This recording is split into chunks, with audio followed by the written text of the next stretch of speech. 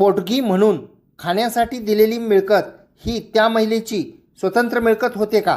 ती महिला त्या मिळकतीची संपूर्ण मालक होते का?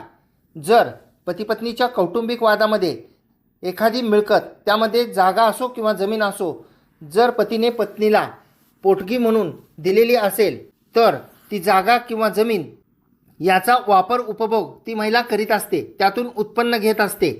त्या तडजोडीमध्ये असे ठरलेले असते की पत्नीने तिच्या हयातीपर्यंत त्याचा उपभोग घ्यावा, त्यातून उत्पन्न घ्यावे, परंतु त्याची विक्री करू नये. स्वतःच्या नावे मिळकत झाल्यानंतर पत्नी त्या मिळकतीची विक्री करून टाकते. पत्नीने केलेली विक्री कायदेशीर होते का? याबाबत एक केस माननीय सर्वोच्च न्यायालयामध्ये पोहोचलेली होती. केसचे नाव आहे कल्लाकुरी पट्टाभिराम स्वामी विरुद्ध कल्लाकुरी कामाराजू.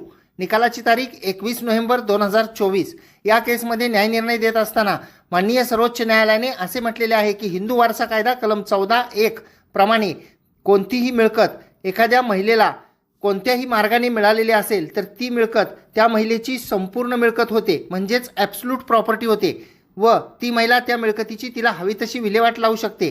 या केसमध्ये पोटगी म्हणून दिलेली मिळकत ही सुद्धा त्या महिलेची संपूर्ण मालकीची प्रॉपर्टी म्हणजेच ॲब्सोल्यूट प्रॉपर्टी आहे, असा निष्कर्ष माननीय सर्वोच्च न्यायालयाने नोंदवलेला आहे.